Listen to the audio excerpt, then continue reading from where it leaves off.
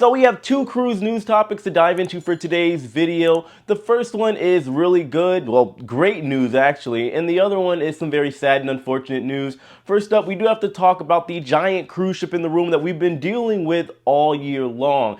It's a crazy situation. Yes, I am talking about all the scuffles, the fisticuffs, the fights that have been taking place on board cruise ships. Let's be honest, primarily Carnival ships. There is a system actually in place when it comes to banning of passengers that cause disruptions and aren't exactly the ideal characters on board. It's something a lot of you have been asking about, and I had somebody reach out to me with a potential solution. So we have the ambassador of Carnival Cruise Line, John Held. I had an anonymous supporter of the channel reach out to him because he said he knew him pretty well, and well, the supporter asked John Held, what is going on with all the fights? What is being done about it? And is there a system in place that if a passenger gets banned from one cruise line, can they get banned from them all? Now, this is something, once again, a lot of people have been curious about, myself included. And we come to find out that yes, there actually is a system in place according to John Held. He couldn't give a lot of details on the topic, but he said straight up, when it comes to the corporate ships, and I believe this primarily means the main large cruise lines out there in the world, of course, your Carnival, your NCL, your Royal Caribbean, Princess, you name it.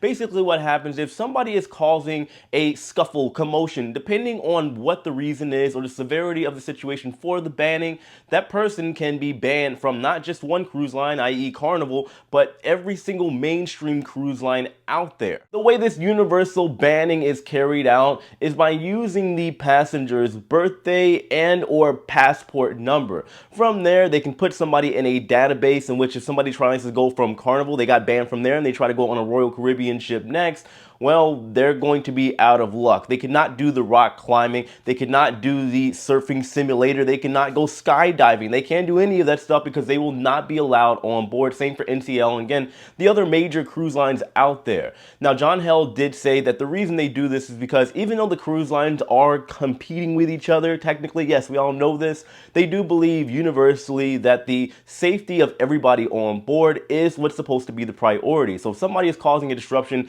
a big one on one cruise line, then they do not deserve the privilege to be able to sail with another one. Now, like I said, there is not a lot of details on this. John was very discreet about it, very quick about the reply, and well, this is what we got. I do wonder exactly how strict the cruise lines are on this. If somebody that did cause a fight or property damage on board a Carnival ship and they actually tried to sail on a Royal Caribbean ship, would Royal Caribbean actually deny them access to actually board the ship? That's something that I think that, well, a lot of us are probably curious about, because it's one thing to say the system is in place, it's another thing to know for a fact 100% that it's actually being implemented. Anyway, my question to all of you is, do you think that this is enough to hopefully deter people from causing things like fights on board cruise ships, or do you believe more should be done? Let me know in the comment section below. Moving on, we do have some unfortunate news, as a crew member working on board Royal Caribbean's Enchantment of the Seas unfortunately had to be medevaced or airlifted off of the cruise ship due to, according to Royal Caribbean, a serious medical situation.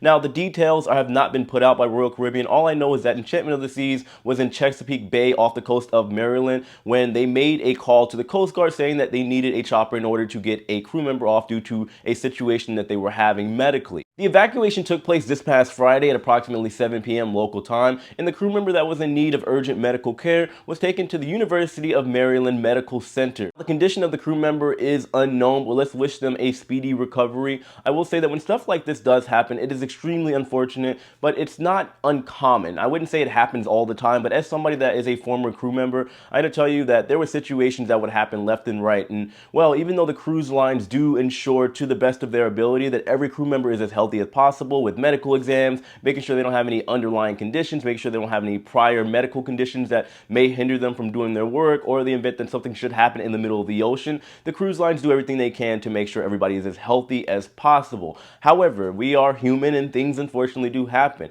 I've had crew members that had heart attacks randomly. I've had people that had really bad seizures on board when I was working on the ship, but thankfully there are systems in place that should something happen, you are going to be taken care of whether you are a passenger or a crew. I I know situations like this is something that a lot of people worry about, both passengers and crew, and they say, hey, if I have something happen to me on board a cruise ship, am I going to be able to get the medical help that I need? I always point out this kind of stuff, even though people call it negative or drama or whatever. I believe talking about this stuff, especially when we have stories like this, when the Coast Guard or whoever is going to do a medical evacuation are able to get to the cruise ship so quickly in order to provide the crew member or passenger in need of medical care service, I do believe this just highlights how prepared the cruise lines are should something happen. So I tell people all the time, yes, you're going to take risk in life no matter what you do. If you want to go on a cruise and you're worried about something happening to you and you being helpless in the middle of the ocean, it's not going to happen. You're going to get the care that you need, and the cruise lines are very good at making sure you are as safe as possible during your cruise. Anyway, this is what we got for today's cruise news. Let me know your thoughts on all this in the comment section below. I do have to apologize to all of you as well. I was going to put out my final review on the NCL Prima.